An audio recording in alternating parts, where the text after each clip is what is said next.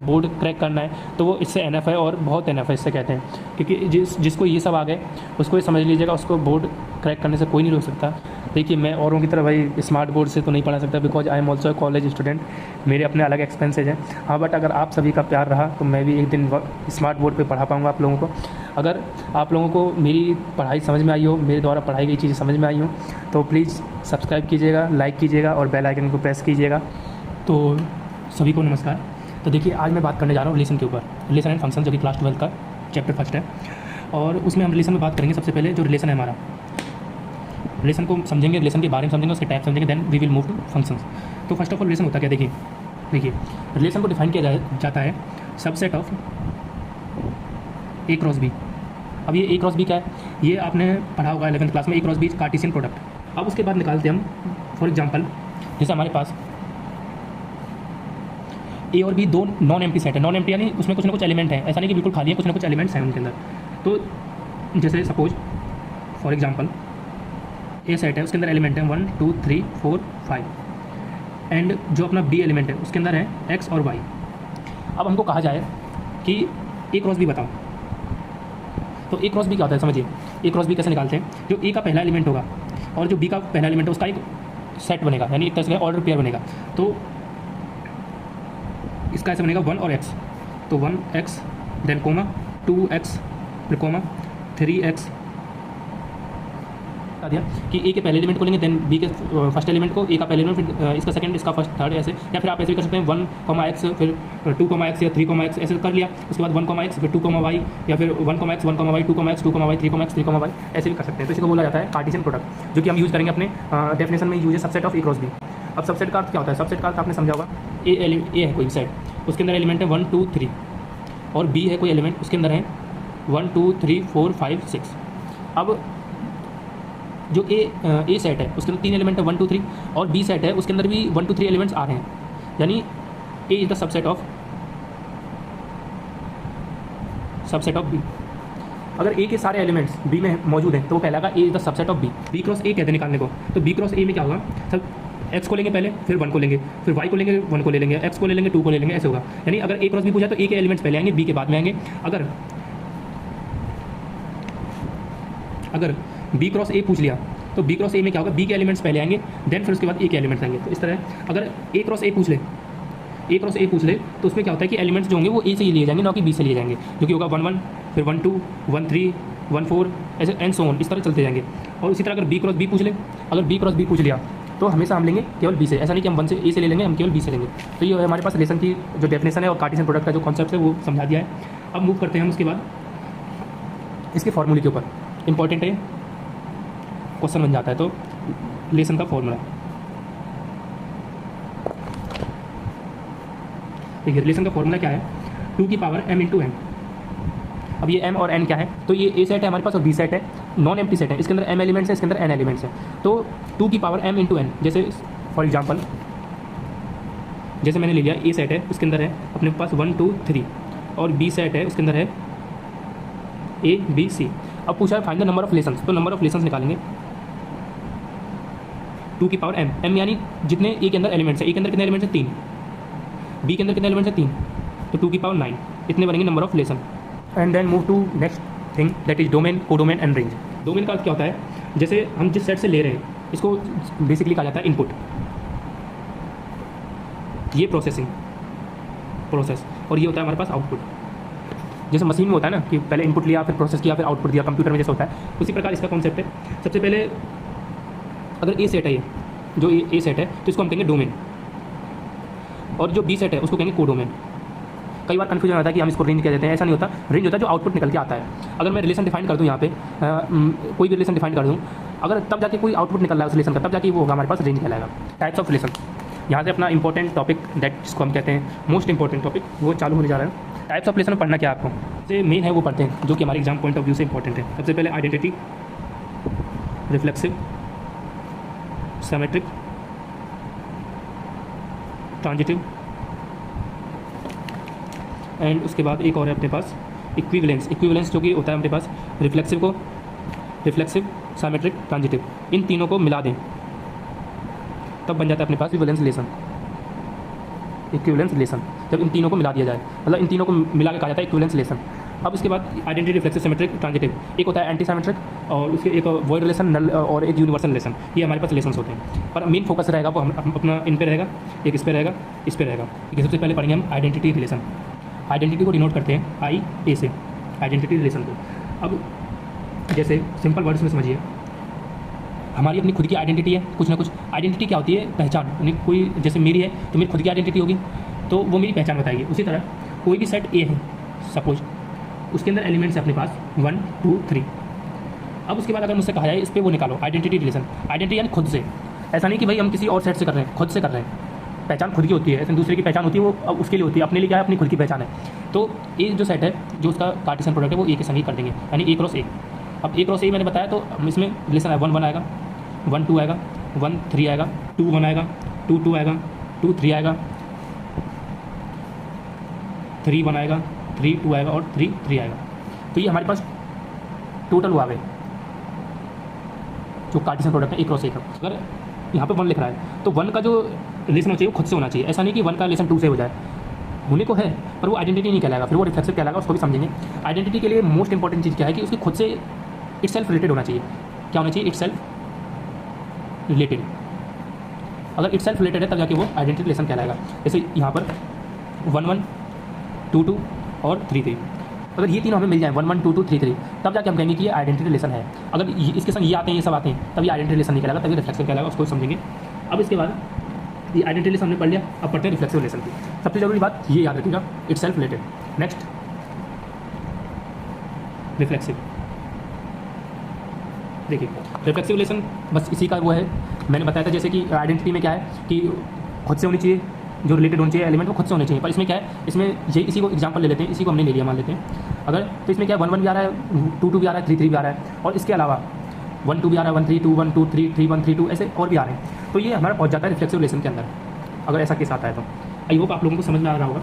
अगर ये हमेशा याद रखिए, अगर एवरी, नोट कर लीजिए इसको,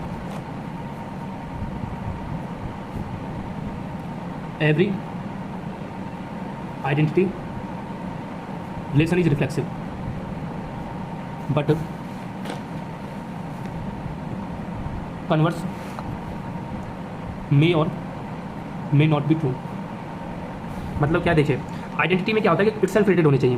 रिफ्लेक्सिव रिलेशन में क्या है कि और भी एलिमेंट आ सकते हैं इनके अलावा। आइडेंटिटी रिलेशन जो रिफ्लेक्सिव रिलेशन है वो आइडेंटिटी रिलेशन तो है ही है, पर इसके अलावा और भी एलिमेंट्स आ सकते हैं। बताया जैसे रिफ्लेक्सिव रिलेशन में क्या है, ये रिफ्लेक्सिव, ये आइडेंटिटी रिलेशन तभी होगा जब इसमें 1 1 2 2 3 3 एलिमेंट आए। अगर ये आ गए 1 1 2 2 3 3, तब ये रिफ्लेक्सिव भी है, आइडेंटिटी भी है। और अगर इसके अंदर एक्स्ट्रा आ गए तो वो आइडेंटिटी नहीं होगा, तब ये रिफ्लेक्सिव होगा। इसलिए कहा है every identity relation is reflexive but converse may or may not be true. अब नेक्स्ट पढ़ते हैं साइमेट्रिक रिलेशन। ये याद रखिएगा, साइमेट्रिक रिलेशन। ठीक है, साइमेट्रिक रिलेशन का अर्थ क्या है, जैसे कोई भी रिलेशन है, suppose a relation R on set A, R on set A, a relation R on set A such that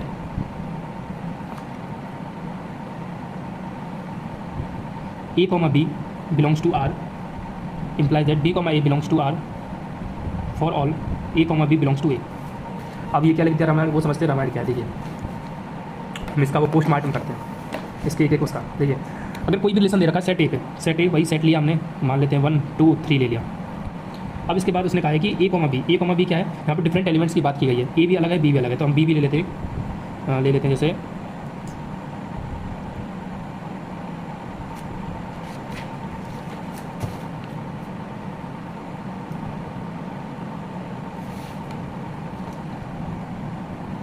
sorry. हाँ, तो जैसे हमने ए सेट ले लिया, इसके अंदर एलिमेंट्स अपने 1 2 3। अब उसके बाद जब हम इसका रिलेशन निकालेंगे, कैसे निकालेंगे, ए क्रॉस ए करके। तो ए क्रॉस ए करके निकालेंगे तो इसमें वही सारे आएंगे 1 1 2 2 3 3 1 2 1 3 2 1 2 2, ऐसे आते रहेंगे। तो अगर मैं पूरा रिलेशन नहीं लिख रहा हूँ, मैं थोड़ा ही लिख रहा हूँ जो कि साइमेट्रिक को समझाने के लिए। अगर रिलेशन आया हमारा 1 2 2 1 और 1 1, तब ये साइमेट्रिक कहलाएगा। कैसे कहलाएगा वो समझते हैं।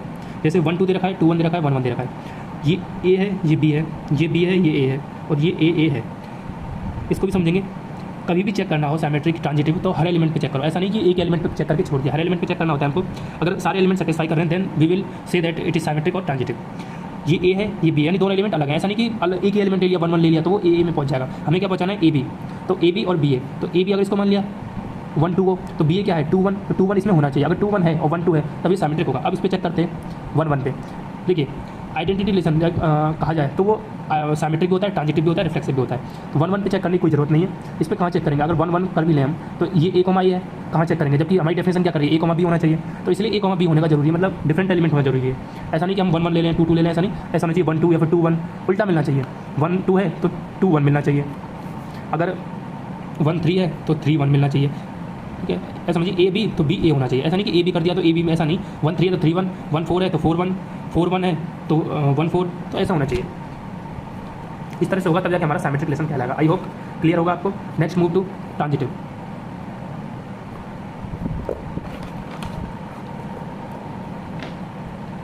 ट्रांजिटिव में क्या है, वही relation R on set A such that A comma B belongs to R and B comma C belongs to R, then a comma c belongs to R, then we say that for all a comma b comma c belongs to A, then we can say that it is transitive। समझते हैं क्या है pyramid क्या है। देखिए फिर वही example लेंगे हम। कोई ए सेट है, उसके अंदर एलिमेंट हैं 1 2 3। जब इसका हमने रिलेशन निकाला, रिलेशन कैसे निकलता है, ए क्रॉस ए करके। ए क्रॉस बी भी कर सकते हैं, या ए क्रॉस बी है नहीं तो हम ए क्रॉस ए कर लेते हैं यहाँ पर। तो देखिए जब ए क्रॉस ए करेंगे तो हमारे पास वही एलिमेंट आएंगे 1 1 1 2 1 3 2 1 2 2 2 3 3 1 3 2 3 3, ये सभी आएंगे हमारे पास। अब इसके बाद अब हमें आइडेंटिटी पे चेक करना नहीं है। आइडेंटिटी कौन कौन से अपने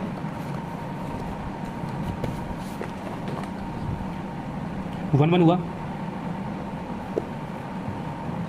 हाँ। तो जैसे आइडेंटिटी रिलेशन है जो भी 1 1 2 2 और 3 3, इन पे हमको चेक नहीं करना क्योंकि ये ट्रांजिटिव है। बात करते हैं, हमने ले लिया समझने के लिए, जैसे इसका कोई पार्ट ले लिया रिलेशन का जो कि हमारे अपने पास 1 2 2 3 और 1 3 ये है। तो आप इसको समझिए, हम डेफिनेशन पे फॉलो करना है। ए कॉमा बी डिफरेंट एलिमेंट ए और बी कॉमा सी बी और सी, तो ए और कॉस सी, तो ये मिल रहे नहीं मिल रहे। देखिए 1 2 यानी ए बी, फिर उसके बाद बी से चालू करना है। ऐसा नहीं कि आप 1 से चालू करें, बी से चालू करेंगे। बी क्या खत्म किया था हमने यहाँ पे, हम चेक करके किस कर रहे हैं 1 2 पे चेक कर रहे हैं। तो ए बी हो गया तो बी सी होगा, यानी 2 किसी के संग रिलेशन होगा, 2 1 भी हो सकता है, कोई भी हो सकता है। तो 2 3 ले लिया हमने, तो 2 3 ले लिया तो ये बी और सी हो गया, दोनों डिफरेंट एलिमेंट। उसके बाद ए और सी मिलना चाहिए। अगर ए और सी मिल गया तब जाके हम कहेंगे ये ट्रांजिटिव है। तो ए है हमारे पास 1 और सी क्या है अपने पास 3, तो 1 अगर 3 मिल गया तो ये ट्रांजिटिव हो गया। एक और एग्जाम्पल समझते हैं, जैसे अगर बहुत इंपॉर्टेंट लगा लीजिए, इंपॉर्टेंट मैं बता दूँ इंपॉर्टेंट क्या है। कभी कभी क्या होता है कि मैं इंपॉर्टेंट बता दे रहा हूँ आपको। देखिए कभी होता क्या है, हमको रिलेशन दे दिया जाए 1 2 2 3 ये दे दिया। अब कोई पूछे ये ट्रांजिटिव है या नहीं है, तो हम क्या कहेंगे इसका, ये ट्रांजिटिव नहीं है। ट्रांजिटिव नहीं है, क्यों नहीं है, क्योंकि ए और बी तो है, बी और सी भी हैं, पर ए और सी कहाँ है, ए और सी है ही नहीं, तो हम कहेंगे ट्रांजिटिव नहीं है। बिल्कुल सही बात है। दूसरा एग्जाम्पल क्या, रिलेशन दे दिया 1 2, क्या ये ट्रांजिटिव है, हम कहेंगे नहीं है ट्रांजिटिव, जबकि ये ट्रांजिटिव है। क्यों है, कैसे है, वो देखते हैं। देखिए यहाँ पर तो हमको पता था ए कॉमा बी है और बी कॉमा सी भी है। जब भी अगर ए कॉमा बी मिल रहा है तो हम बी कॉमा सी को देखेंगे। अगर बी कॉमा सी है then we will move to A comma C, otherwise we will not move to A comma सी।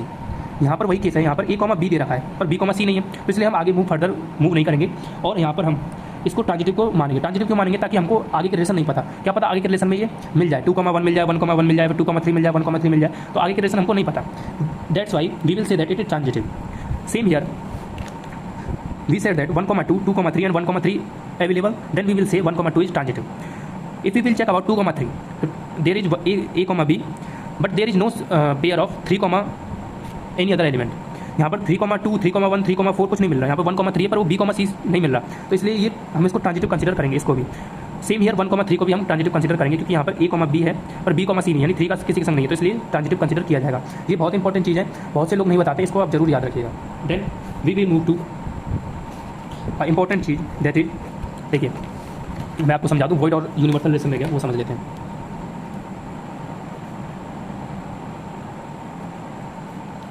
सबसे पहली बात इसको बोला जाता है स्मॉलेस्ट रिलेशन। और इसको बोला जाता है लार्जेस्ट रिलेशन। अब ऐसा क्यों बोला जाता है वो समझते हैं। वॉइड का अर्थ होता है एम्प्टी यानी नल, जिसका कोई अर्थ ना हो। जैसे मैंने कह दिया ए सेट है जिसके अंदर है ऑल बॉयज ऑफ स्कूल, ये कह दिया मैंने, और रिलेशन डिफाइन कर दिया, कोई भी रिलेशन डिफाइन कर दिया कि A comma B such that A is sister of B,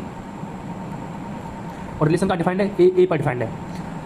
अब हम देखेंगे कि यहाँ पर ए सिस्टर ऑफ बी का है, पर यहाँ पर सभी बॉयज ही हैं, एक भी गर्ल्स नहीं है। उसने कहा ऑल बॉयज ऑफ स्कूल, मतलब सभी जो ए सेट है वो क्या है, लड़कों का स्कूल है। तो लड़कों का स्कूल है तो वहाँ पर सिस्टर कहाँ से आ जाएगी? ऐसा तो नहीं कि लड़के लड़के सिस्टर बन जाएंगे दूसरे के, ऐसा नहीं होगा। That's why we will say that it is empty relation, null relation, जिसका कोई महत्व नहीं होगा, इसका कोई रिलेशन निकल के नहीं आएगा। क्योंकि अगर कोई एक भी लड़की होती देन ये रिलेशन पॉसिबल होता है, ये पॉसिबल ही नहीं है, ये नल रिलेशन है। एंड देन उसके बाद यूनिवर्सल का अर्थ होता है कि उसके अंदर पूरे रिलेशन आ जाए। जैसे अभी हमने जब लिया था ए एलिमेंट, ए सेट, उसके अंदर 1, 2, 3 एलिमेंट डाले थे। तो जब हम आइडेंटिटी निकाल लेते तो 1, 1, 2, और 3, रख रहे थे, ठीक है। और अगर हम रिफ्लेक्सिव लगा रहे थे तो ये भी आ रहे थे, इसके संग कुछ और भी आ जा रहे थे। ट्रांजिटिव ले रहे थे हम तो उसके लिए भी अलग वो प्रोसेस थी। तो यूनिवर्सल में क्या है कि सारे रिलेशन आ जाए, यानी जब हम इसका ए क्रॉस ए कर दें, ए क्रॉस ए कर देंगे तो सारे रिलेशन आ जाएंगे। उसमें वो सिमेट्रिक भी होगा, ट्रांजिटिव भी होगा, आइडेंटिटी भी होगा और रिफ्लेक्सिव भी होगा, तो सारे रिलेशन आ जाएंगे। तो वो हमारे पास कहलाएगा यूनिवर्सल रिलेशन, यानी सारी रिलेशन। यूनिवर्स का अर्थ होता है पूरा ब्रह्मांड, तो उसी प्रकार यूनिवर्सल रिलेशन का अर्थ है पूरे relation. And then we will move to a important topic that is equivalence relation. देखिए, जो अपने पास साइमेट्रिक है, ट्रांजिटिव है और रिफ्लेक्सिव है, इन तीनों को बोला जाता है, रिफ्लेक्सिव, साइमेट्रिक और ट्रांजिटिव, इन तीनों को बोला जाता है अपने पास इक्विवेलेंस रिलेशन। ये मोस्ट इंपॉर्टेंट है, ये एग्जाम में जरूर पूछता है। और एक और है इक्विवेलेंस क्लास, उसके लिए मैं अलग से एक शॉर्ट वीडियो बना दूंगा, वो आप देख लीजिएगा। And then we will move to, देखिए रिलेशन में तो इतना हो गया, और आगे जो भी क्वेश्चंस कैसे आते हैं, किस तरह से पूछे जाते हैं, कैसे सॉल्व करना है, everything step to step I will guide through my video. So stay connected and channel को सब्सक्राइब करें, वीडियो को लाइक करें। Thank you. A very good morning, and we are going to talk about functions, which is next part of our NCERT book class 12. So functions का अर्थ होता है कार्य, यानी अब कॉन्सेप्ट ऑफ फंक्शन कहाँ से है उसको समझते हैं। फंक्शन की डेफिनेशन समझ लेते हैं पहले। जैसे कोई भी दो सेट है, empty set, non empty set है, ए एंड बी, तो फंक्शन क्या होगा, subset of A cross B is called function from A to B if condition लगा रखी है। अब अगर ऐसा होता तो भाई हम उसको कहते हैं रिलेशन की डेफिनेशन, फंक्शन की डेफिनेशन, तो अंतर क्या होगा। इसलिए कंडीशन क्या है कि A belongs to A then B belongs to B such that A comma B belongs to F. F क्या फंक्शन। अगर कोई सेट ए है उसके अंदर से हम ए एलिमेंट्स बिलोंग कर रहा है तो बी एलिमेंट्स बी के अंदर बिलोंग करना चाहिए, बी सेट यानी दूसरा सेट है, such that A comma B belongs to F. Belongs to F अर्थ यानी एफ का क्या अर्थ है यहाँ पर फंक्शन, यहाँ पर एफ का अर्थ है फंक्शन, यानी फंक्शन में बिलोंग करनी चाहिए ए और बी। अब सेकंड कंडीशन क्या है, सेकंड कंडीशन क्या है, अगर A comma B belongs to F and A comma C belongs to F implies that B बराबर सी। सिंपल भाषा में समझते हैं, we are not going to talk in mathematical language, so in simple words, जैसे कोई भी function है वो सेट ए से सेट बी है, सेट ए से सेट बी में है, तो किसी न किसी रूल के द्वारा है। ऐसा नहीं कि डायरेक्ट कोई भी लगा दिया है, वो किसी न किसी रूल से लगा है, कोई ना कोई उस पर रूल अप्लाइड हुआ है तभी वो आगे चल रही है वो चीज़।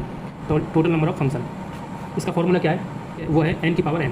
अब n और m क्या दोबारा से आ गए, तो देखिए अगर दो सेट है ए और बी, जिस ए में m एलिमेंट है, बी में n एलिमेंट्स हैं, तो n किसको कहा जाएगा, जो बी के हैं, और m किसको कहा जाएगा, जो ए के हैं। ठीक है, तो ये याद रखिएगा, ऐसा नहीं कि 2 की पावर m इंटू n उसमें था तो यहाँ कन्फ्यूज है, यहाँ उल्टा है n की पावर n। अब बात करते हैं टेस्ट की, फंक्शन का टेस्ट कैसे किया जाए, by vertical line test.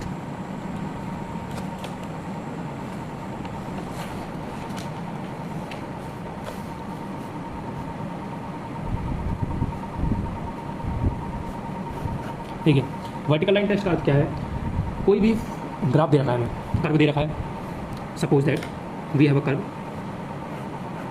And it is going like this, ये इस तरह से जा रहा है, कोई भी कर्व है। अब हमसे पूछ दिया जाए tell me whether it is function or not, so we will get confuse कि हम कैसे पता करें कि फंक्शन है या नहीं है। तो इसको पता करने के लिए एक टेस्ट होता है जिसको बोला जाता है वर्टिकल लाइन टेस्ट, नाम से ही पता पड़ रहा है वर्टिकल लाइन टेस्ट, यानी एक वर्टिकल लाइन हम ड्रॉ करेंगे, किसके पैरेलल, वो करेंगे हम वाई एक्सिस के पैरेलल वर्टिकल लाइन। अब कोई इसको ऐसे ड्रॉ कर दे, that will not be vertical line, that is called as horizontal line, so we will draw at vertical, यानी खड़ी लाइन ड्रॉ करेंगे इस तरह। तो इस तरह हमने ड्रॉ कर दी, जैसे हमने ये ड्रॉ कर दी, कोई कहीं भी ड्रॉ कर दी, यहाँ कर दी, ठीक है, यहाँ कर दी, यहाँ ड्रॉ कर दी। अगर दो जगह वो लाइन कट कर रही है then it will not be function. अगर एक जगह कर रही है सिंगल पॉइंट पे then it will be function. I repeat, अगर कर्व, ये अपना कर्व है, ध्यान से देखिएगा, ये अपना कर्व है, ये अपनी वर्टिकल लाइन है, ये और ये वर्टिकल लाइन है। अब इस कर्व को देखिए कहाँ पे, केवल एक पॉइंट पे यहाँ कट कर रही है, दूसरा पॉइंट यहाँ कट कर रही है, इसके अलावा कहीं कट कर रही है नहीं कर रही। तो ये अपने पास होगा वर्टिकल लाइन टेस्ट। अब ये कहते हैं कि ये तो यहाँ भी कर रही है, यहाँ भी कर रही है, तो वर्टिकल लाइन टेस्ट, ये फंक्शन तो हुआ नहीं। तो वर्टिकल लाइन हमको एक ड्रॉ करनी है। ऐसा नहीं कि आप 10 ड्रॉ कर दें, ऐसे यहाँ ड्रॉ कर दें, यहाँ ड्रॉ कर दें, ऐसे तो भाई कितने वो बन जाएंगे। तो हमको ड्रॉ एक ही करनी है, ऐसा नहीं 15-20 ड्रॉ कर दो। जैसे वो तो मैंने आपको एग्जाम्पल को बताया कि आप कहीं भी ड्रॉ कर सकते हैं। जैसे ये है, ये कर्व है इस तरह। अगर वर्टिकल लाइन में इस साइड ड्रॉ कर रहा हूँ, तो इस साइड ड्रॉ करी मैंने वर्टिकल लाइन, कहाँ कट कर रही है, एक पॉइंट पे, तो ये हमारे पास फंक्शन का ग्राफ हुआ। अगर सपोज इसी को हम ले लें, इस तरह ले लेते हैं, ड्रॉ किया ये कर्व ड्रॉ किया मैंने। अब ये देखिए, ये मैंने वर्टिकल लाइन ड्रॉ करी। अब जब ये मैंने वर्टिकल लाइन ड्रॉ करी तो ये दो जगह कट कर रही है, एक तो यहाँ पे, एक यहाँ पर। तो जब ये दो जगह कट कर रही है तो फंक्शन का ग्राफ नहीं हुआ। आप ऐसे पता कर सकते हैं, ऐसे नहीं कि आप कुछ भी करके ऐसे कर लें। देखिए एक और चीज़ समझते हैं, एक और एग्जाम्पल समझते ये, और यहाँ पे आ जाए कुछ सर्कल करते हैं वर्टिकल लाइन टेस्ट। हमसे पूछ ले जाए tell whether it is a graph of function or not, so we will test a vertical line draw करी, एक पॉइंट यहाँ पर, एक पॉइंट यहाँ पर, नॉट अ फंक्शन, डायरेक्ट लिख देंगे नॉट अ फंक्शन। एक जगह कट कर दी थी, लिख देते फंक्शन है। तो ये आपको vertical line test I hope समझ में आ गया होगा। If you have any problem then I have given my WhatsApp number in the community tab, वहाँ से आप मुझसे पूछ सकते हैं, कनेक्ट हो सकते हैं। अब बात करते हैं कॉन्स्टेंट फंक्शन की। वैसे तो फंक्शन बहुत हैं, पहले पढ़ते हैं 1 एंड ऑन टू फंक्शन में कॉन्स्टेंट, सिग्नम और modulus, exponential, logarithmic, four function. Constant function, अब कॉन्स्टेंट फंक्शन क्या होता है वो समझते हैं। f(x) बराबर k। अब ये क्या लिख दिया वो समझते हैं। देखिए जैसे ग्राफ से अच्छे से समझेंगे, इसको ग्राफ बना लेते हैं ज़रा।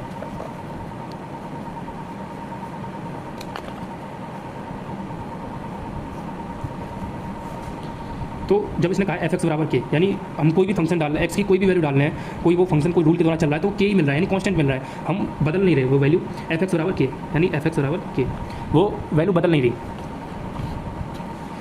हम कुछ भी डाल रहे हैं, सपोज कोई फंक्शन दे रखा है, अगर हम f1 डाल लें तो भी 1 मिल रहा है, f2 डाल लें तो भी 1 मिल रहा है, f3 डाल लें तो भी 1 मिल रहा है। तो इस तरह करते करते हम कुछ भी डाल लें तो वो हमको एक ही वैल्यू दे रहा है। उसी को हमने कहा f(x) बराबर k, या फिर कुछ लिखते हैं f(x) बराबर c भी लिख देते हैं। तो ये k और c क्या है, ये अपने पास है कॉन्स्टेंट, यानी एक फिक्स्ड रियल नंबर, इनको कहते हैं हम fixed real number.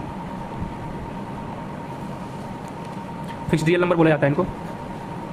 I hope graph आपको समझ में आएगा। अब ये जो अपना f(x) बराबर k दे रखा है वो पैरेलल लाइन होगी किसके, x एक्सिस के।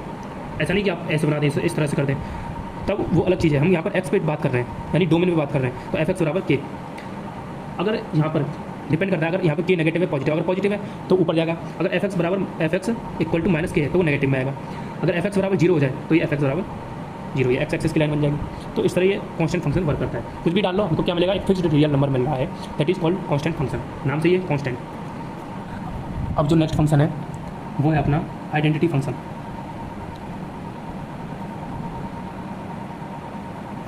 जैसे हमने आइडेंटिटी रिलेशन पढ़ा था जिसमें जो एलिमेंट्स थे वो खुद से रिलेटेड थे, उसी प्रकार फंक्शन में जो भी हमें वो मिलेगा, आउटपुट मिलेगा, वो खुद से रिलेटेड होना चाहिए, मतलब खुद से रिलेटेड होगा। जैसे अगर हम f(x) बराबर 1 डाल लें, अगर f1 डाल लें तो 1 मिल रहा है, f2 डाल लें 2 मिल रहा है, 3 डाल लें 3 मिल रहा है। जैसे कहा जाए f(x) बराबर x, अब कुछ लोग कहेंगे कि तो सेम उसी की तरह होगा f(x) बराबर k, ऐसा नहीं है। यहाँ पर वहाँ पर क्या था, जो कांस्टेंट फंक्शन था वहाँ पर ये था f(x) बराबर k। अगर x में हम कोई भी वैल्यू डाल लें तो हमारा जो कांस्टेंट है वो फिक्स है। ऐसा नहीं कि f(x) बराबर अगर 1 डाल लें तो यहाँ 1 हो जा रहा है, 2 डाल लें तो ऐसा नहीं। अगर यहाँ पर f(x) 1 डाल लें, अगर यहाँ पर k ही मिलेगा, f2 डाल लें तो k मिलेगा, f3 डाल लें तो k मिलेगा, f4 डाल लें तो k मिलेगा। तो ये कांस्टेंट फंक्शन था। आइडेंटिटी में क्या है, अगर यहाँ हम 1 डालें तो यहाँ 1 मिलेगा, अगर f1 डाल लें तो 1 मिल रहा है, f2 डाल लें तो 2 मिल रहा है, f3 डाल लें तो 3 मिल रहा है, f4 डाल लें तो 4 मिल रहा है, एंड सो ऑन, f डाल लें तो x मिल रहा है। तो ये चीज़ है, आप उसमें कंफ्यूज मत होइएगा। अब इसका ग्राफ देखते हैं, इंपॉर्टेंट ग्राफ तो हर चीज़ फंक्शन के आने चाहिए, इंपॉर्टेंट। इसका ग्राफ कुछ इस तरह जाता है, x एक्सिस y एक्सिस और स्ट्रेट लाइन जाता है। अगर 1 डाल लें तो 1 मिल रहा है, 2 डाल लें तो 2 मिल रहा है, 3 डाल लें 3 मिल रहा है, 4 डाल लें तो 4 मिल रहा है। अगर हम इसका ग्राफ ड्रॉ करेंगे तो स्ट्रेट लाइन ही जाएगा। अब वैल्यू डाल के देख लीजिए, कैसे भी करके देख लीजिए, स्ट्रेट लाइन ही ग्राफ जाएगा इसका। इसको f(x) बराबर x, एफ एक्स को, हाँ, और एक इंपॉर्टेंट बात, हम एफ एक्स को वाई भी कहते हैं, एफ एक्स बराबर वाई, तो ये हो जाएगा वाई बराबर एक्स। अब बात करते हैं मॉडुलस फंक्शन, जान कहते हैं जिसे, जान यानी फंक्शनों की जान, मॉडुलस फंक्शन।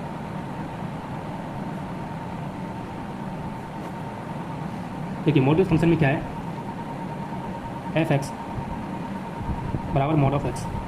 अब ये मॉड ऑफ एक्स बहुत बार सुना भी होगा, देखा भी होगा, समझते हैं इसको। ये मॉड एक्स है वो टूटता है, कैसे टूटता है, दो उनमें टूटता है वैल्यू में, एक होता है पॉजिटिव एक्स, एक होता है नेगेटिव एक्स। अगर एक्स की value greater than equal to zero, then जो एक्स होगा पॉजिटिव होगा। अगर एक्स की वैल्यू लेस देन ही होगा, लेस देन जीरो, तो वो माइनस एक्स, यानी अगर कोई भी वैल्यू जीरो से छोटी जाएगी तो नेगेटिव में पहुंच जाएगी। अगर जीरो से बड़ी या फिर उससे, जीरो क्या होता है, पॉजिटिव नंबर बड़ा होता है नेगेटिव से, तो अगर जीरो है या फिर जीरो से बड़ा कोई भी नंबर है तो वो पॉजिटिव होगा, तो पता है हमको। तो ये मॉड इस तरह टूटता है, इसी को बोलते हैं मॉडल फंक्शन। ग्राफ देखते हैं इसका, देखिए इसका ग्राफ बनता है कुछ इस तरह।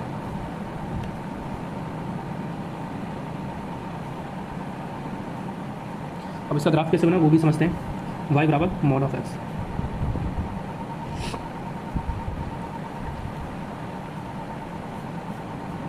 देखिए अगर हम यहाँ से, जब इसका ये था, हम इसको लें X is greater than equal to zero, अगर हम इस पर ग्राफ बनाएंगे तो वो हमेशा ऊपर जाएगा। नेगेटिव कब जाएगा, जब वो इस साइड जा रहा है नेगेटिव। हम एफ एक्स की बात कर रहे हैं, नॉट हम उसकी बात कर रहे हैं। अगर यहाँ वाई होता तो फिर वो नीचे पहुँच जाता, तो ऐसा नहीं है, हम बात कर रहे हैं एक्स की। तो एक्स में क्या होगा कि जब भी हम ग्राफ ड्रॉ करेंगे, अभी हमने ड्रॉ किया था यहाँ पर वाई बराबर एक्स का, तो कैसे गया था, वाई इक्वल टू एक्स, ऐसे गया था ना। आइडेंटिटी फंक्शन से समझते हैं, देखो ज़्यादा वो मतलब वो माथा पच्ची नहीं करो, वाई बराबर एक्स से समझते हैं। जैसे अपने अभी वाई बराबर एक्स का बनाया था, यानी एफ एक्स बराबर एक्स का जो हमने ग्राफ बनाया था, वो कैसा ग्राफ गया था, वो गया था हमारा कुछ इस तरह ग्राफ गया था अपना। अब ये किसकी थी, वाई बराबर एक्स। अब हमको क्या करना है, वाई बराबर मॉड ऑफ एक्स, यानी एक पॉजिटिव भी लेना है, नेगेटिव भी लेना है, और हमको एक्स में लेना है। ऐसा नहीं कि हम वाई में पहुंच जा रहे हैं, हम किस में, हमको एक्स में लेना है। ये एक्स एक्सिस है और ये अपनी वाई एक्सिस है, तो हमें इसके फर्स्ट और सेकंड क्वाड्रेंट में ही रहना है। तो ये जो अपना होगा, ये केवल इतना पार्ट, वो ये पार्ट है। और अगर हम नेगेटिव में जाएँ, माइनस एक्स जा रहे हैं ना, ऐसा तो नहीं कि हम इधर जा रहे हैं, इधर जाना होगा हमको, माइनस एक्स क्या है, माइनस एक्स इधर जाएगा। आई होप क्लियर होगा। फिर से समझते हैं, ये जो एक्स है ये पॉजिटिव में तो इसलिए इस तरह गया है, ये नेगेटिव में इसलिए इधर गया है। आइडेंटिटी फंक्शन में क्या था कि वाई बराबर एक्स बनना था, तो स्ट्रेट लाइन ग्राफ बनना था, इसलिए वो यहाँ से जा रहा था इस तरह। पर जो इसका ये नेगेटिव में जा रहा है, एक्स में बात हो रही है, तो इसलिए इस तरह जाएगा, ये ऊपर हो जाएगा। और इसका हमेशा याद रखिएगा, वी बनता है, यानी शार्प कॉर्नर बनता है यहाँ पर। आगे भी समथिंग डिफरेंशिएबल होता है नहीं होता, वो बाद के चैप्टर में आएगा। याद रखिएगा शार्प कॉर्नर बनता है यहाँ पे जीरो पे, अगर एफ एक्स बराबर मॉड ऑफ एक्स है। अगर कुछ और दे दिया, एफ एक्स कुछ और फंक्शन दे दिया, एफ एक्स बराबर एक्स प्लस टू दे दिया, या फिर एफ एक्स बराबर x plus x minus one, या फिर x plus two x minus two, कुछ भी दे दिया, उसका ग्राफ कैसे बनेगा वो भी समझेंगे, पर वो अलग क्लास में समझेंगे। फिलहाल मॉडल फंक्शन हो गया। अब बात करते हैं सिग्नम फंक्शन की।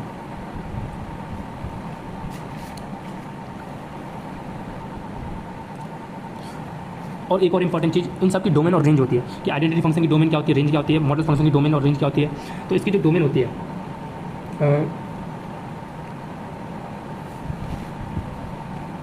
मैं बात कर रहा हूँ मॉडल फंक्शन की, तो डोमेन इसकी होती है रियल नंबर, और जो अपना रेंज होता है ये होती है।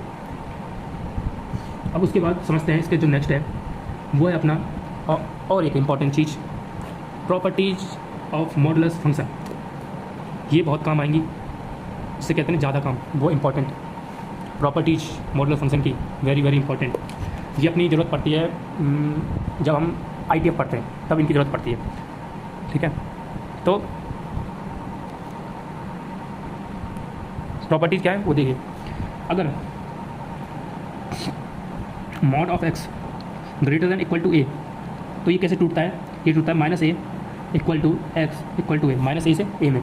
अगर mod of X greater than equal to A क्या है, कोई भी नंबर है अपने पास, तभी कैसे टूटता है, तभी उसमें टूटता है। कैसे टूटता है, X is less than equal to minus A and X is greater than equal to A, तभी इन दो उसमें टूटता है। ये दो तो इंपॉर्टेंट है, इनको याद रखिएगा। और भी बहुत है, जैसे अगर mod of X less than A आ जाए तब कैसे टूटेगा, तब ये टूटता है माइनस ए एक्स इक्वल करने लगेगा। अगर यहाँ पे इक्वल का तो इसलिए इक्वल का लगा दिया, नहीं होगा तो नहीं लगेगा, बस ये याद रखिएगा। अब उसके बाद जैसे इसकी प्रॉपर्टीज होती हैं, अगर mod of X plus Y दे रखा है तो हम इसको ऐसे लिख सकते हैं, mod of X plus mod of Y.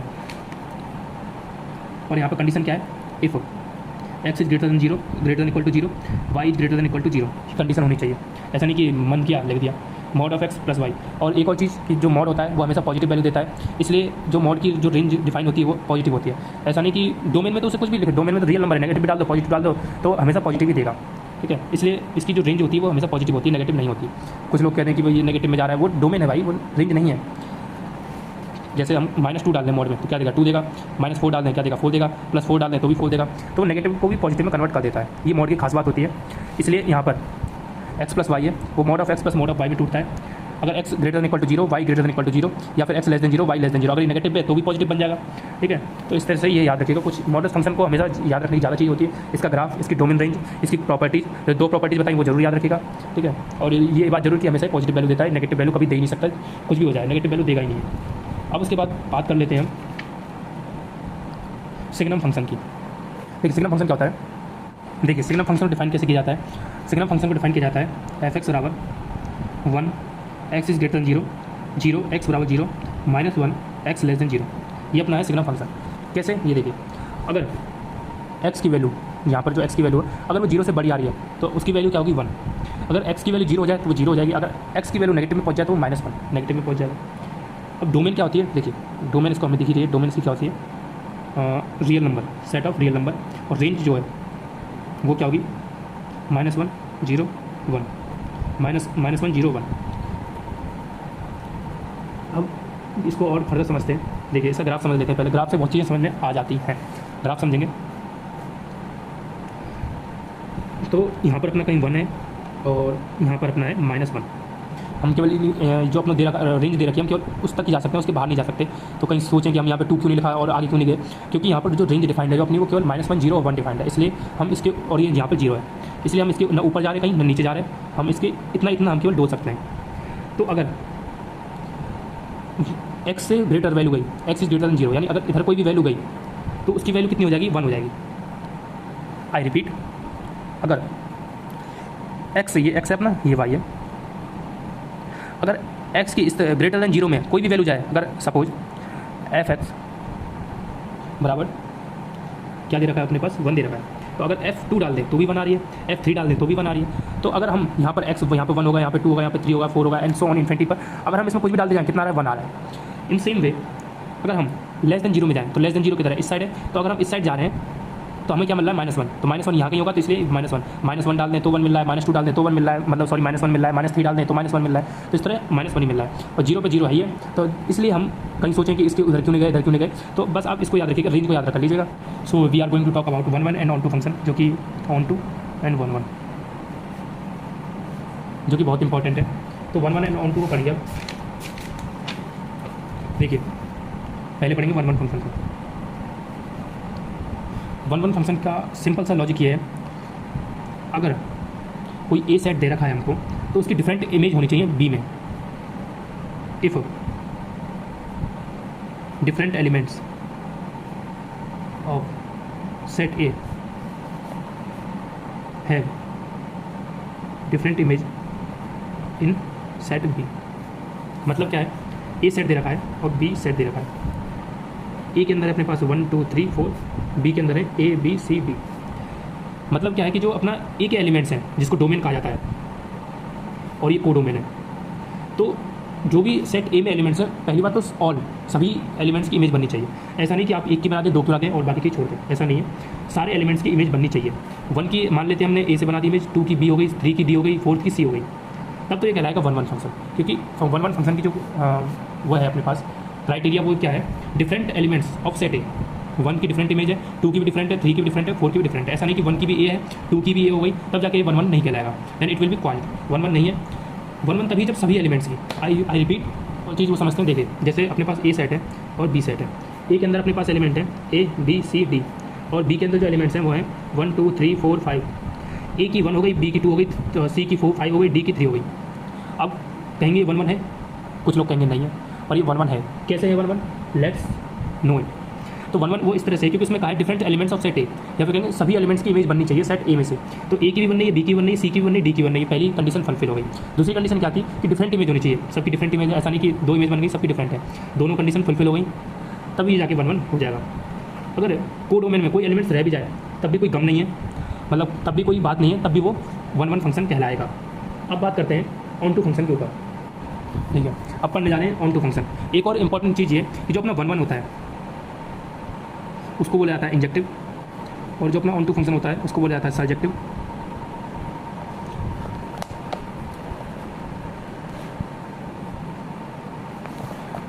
On to 1 1 को बोला जाता है इंजेक्टिव, ऑन टू को बोला जाता है सर्जेक्टिव, और इन दोनों को मिला के बोला जाता है बाइजेक्टिव।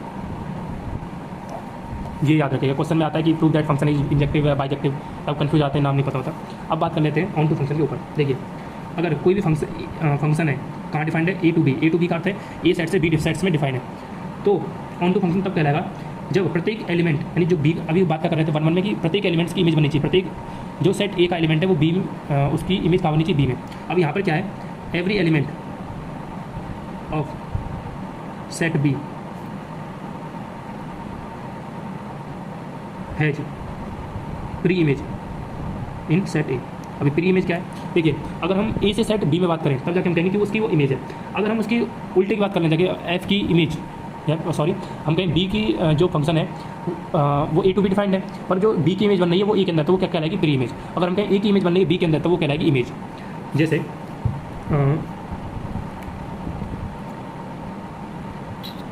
और एक और बात, ऑन टू फंक्शन में क्या होता है, रेंज बराबर कोडोमेन। अब इसको तो एग्जांपल के संग ही समझेंगे हम। रेंज बराबर, अगर रेंज बराबर कोडोमेन आ जाए तब हम ये कह देंगे आंख बंद करके कि ऑन टू फंक्शन है। वो कब होगा वो भी समझते हैं विद एन एग्जांपल। जैसे हमको दे रखा है कोई फंक्शन एफ एक्स बराबर, सॉरी पहले हम डिफाइन कर दें, फंक्शन डिफाइंड है ए टू बी।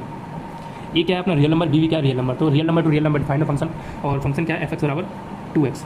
अब बताना है कि ऑन टू फंक्शन है या नहीं, हम इस कॉन्सेप्ट को यूज करेंगे इसमें। ठीक है, सबसे पहले तो करना क्या होता है, स्टेप 1 कि इसको y मानो, एफ एक्स बराबर y बराबर 2x। अब x की जो वैल्यू होती है वो y की टर्म्स में निकाल दो, तो y अपॉन 2 बराबर x, ये आ गया अपने पास। जब ये आ गया y अपॉन 2 बराबर x, अब उसके बाद जो ये a होता है वो अपना डोमेन होता है, और b होता है वो अपना कोडोमेन होता है। हमको क्या लाना है, कोडोमेन बराबर रेंज। रेंज क्या होगी, जो उसकी आउटपुट वैल्यू निकलेगी। अगर रेंज कैसे आएगी, कोडोमेन से कोई भी वैल्यू उठाओ, कोडोमेन यानी बी है, बी क्या था अपना रियल नंबर था, रियल नंबर से कोई भी वैल्यू उठा लो। जैसे हमने उठा लिया 2 उठा लिया, मान लेते हैं एफ एक्स बराबर 2 उठा लिया, तो अगर हम इसमें 2 पुट करें, 2 अपॉन 2 बराबर एक्स, कितना आ गया, 1 आ गया। अभी बताओ एक्स 1 के अंदर बिलोंग, मतलब जो एक्स इक्वल टू 1 आया, 1 ए के अंदर बिलोंग कर रहा है नहीं, ए क्या था अपना, आई रिपीट, ए अपना था रियल नंबर, बी अपना रियल नंबर। तो क्या ये ऑन टू फंक्शन है, कुछ लोग कहेंगे नहीं है, कुछ लोग कहेंगे है। चेक करते हैं रेंज बराबर कोडोमेन के उससे टर्म से। रेंज क्या आ रही है अपनी, रेंज आएगी हमेशा अपनी रियल नंबर। रियल नंबर में सारे नंबर आते हैं, डेसिमल, फ्रैक्शन, जो भी नेगेटिव, पॉजिटिव, इंटीजर, सभी नंबर आते हैं। और कोडोमेन यानी जो हम बी से डाल रहे हैं, बी भी क्या है, रियल नंबर है, और जो अपना रेंज आ रही है, रेंज यानी जो आउटपुट निकल के आ रहा है वो भी क्या है, रियल नंबर है। जब रेंज और कोडोमेन दोनों बराबर ही आ रही हैं तब ये हम कह सकते हैं कि 100% ये क्या है, ऑन टू फंक्शन है। अगर यहाँ पे कोई दिक्कत, अगर यहाँ पे हम ए टू बी कर देते और ए रियल नंबर होता, बी इंटीजर होता, तब जाके हम कुछ और इसमें फिर लगाते कि वो रेंज बराबर कोडोमेन आ रहा है या नहीं आ रहा, तब वो अलग बात थी। अब इसके बाद आई होप आप लोगों को समझ में आया होगा। चलिए अब एक चीज़ प्रूव करते हैं कि फंक्शन 1 1 है या नहीं। अब ऐसा तो है नहीं कि आप बार बार मैपिंग से चेक करेंगे डिफरेंट एलिमेंट इमेज बन रही नहीं बन रही। तो अब चेक करते हैं इसका जो मेथड है कैसे हम पता करते हैं 1 1 चेक करने का मेथड। जैसे हमारे पास कोई फंक्शन है जो कि डिफाइंड है कहाँ, एन टू एन। एन क्या है, natural number, domain natural number, codomain natural number. Function क्या दे रखा है अपने पास 2x, और इसको प्रूव करने के लिए सबसे पहले क्या करेंगे, हम लेट करेंगे, let x1, x2 belongs to n such that fx1 बराबर fx2। अगर fx1 बराबर fx2 आ जाए तो हमें कह देंगे कि फंक्शन 1 1 है। कैसे, देखिए सबसे पहले fx क्या दे रखा है अपने पास, 2x दे रखा है, तो fx1 क्या हो जाएगा, f यहाँ पर x1 पुट किया तो यहाँ पर क्या हो जाएगा 2x1, और जो अपना fx2 है वो क्या हो जाएगा 2x2। तो अब इसमें पुट कर दो, तो fx1 बराबर fx2 2x1 2x1 बराबर 2x2, 2 से 2 कैंसिल गए, x1 बराबर x2, तो ये हमारे पास 1 1 है। अगर x1 बराबर x2 एलिमेंट्स बराबर आ जाए तो हम ये कहेंगे 1 1 है। अभी हमें कहेंगे कि आप तो कहते हैं fx1 अगर fx2 के बराबर आ जाए, तो भैया fx1 क्या था अपना 2x1 था, fx2 क्या था 2x2, ये दोनों कैंसिल हो गए, x1 बराबर x2 आ गए, यानी वही fx1 बराबर fx2 आ गया। तो अगर x1 बराबर x2 आ जाए तो अब हम ये कह देंगे कि फंक्शन 1 1 है। ये याद रखिएगा। एक और एग्जाम्पल समझते हैं, जैसे f डिफाइंड है रियल टू रियल, और फंक्शन क्या दे रखा है अपने पास, फंक्शन है 3x³ + 5, 3x² + 5। तो सबसे पहले क्या करेंगे, let x1, x2 belongs to r, जो वहाँ पे बिलोंग करेगा नहीं, जो डोमेन में होगा उसी को लिखेंगे, ऐसा नहीं कि आप n लिख दें, belongs to r such that fx1 बराबर fx2। तो हमको x1 बराबर x2 लाना है, तो करेंगे क्या, सबसे पहले fx1 बराबर fx2, तो यहाँ पे लिख देंगे 3x1 का स्क्वायर प्लस 5 बराबर 3x2 का स्क्वायर प्लस 5। यहाँ पर x1 को जो x है उसको x1 से रिप्लेस किया, फिर दोबारा यहाँ पर x2 से रिप्लेस किया। तो अब हम इसको सॉल्व करते हैं, तो हमको क्या लाना है, x1 बराबर x2 लेके आना है। x1 बराबर x2 लेके आएंगे तो वो कैसे आएगा, देखिए 5 से 5 कट गया, 3 से 3 गया, क्या आएगा अपने पास, x1 स्क्वायर बराबर x2 स्क्वायर, स्क्वायर रूट ले लिया दोनों side, taking square root on both side, तो क्या आ जाएगा, x1 बराबर x2 आ जाएगा। x1 बराबर x2 आ गया, फंक्शन क्या हो गया, 1 1 हो गया। तो ये चीज़ें आप लोगों को करनी है, कैसे पता करना है, और भी क्वेश्चंस को सॉल्व कीजिएगा, नहीं आए पूछिएगा, मैं हूँ, मेरा व्हाट्सएप नंबर है, आप लोग देख सकते हैं जाके, ठीक है। थैंक यू सो मच आप सभी का इतना प्यार देने के लिए। देखिए मैं औरों की तरह भाई स्मार्ट बोर्ड से तो नहीं पढ़ा सकता, because I am also college student, मेरे अपने अलग एक्सपेंसेज हैं। हाँ बट अगर आप सभी का प्यार रहा तो मैं भी एक दिन स्मार्ट बोर्ड पे पढ़ा पाऊंगा आप लोगों को। अगर आप लोगों को मेरी पढ़ाई समझ में आई हो, मेरे द्वारा पढ़ाई गई चीज़ समझ में आई हो, तो प्लीज़ सब्सक्राइब कीजिएगा, लाइक कीजिएगा और बेल आइकन को प्रेस कीजिएगा।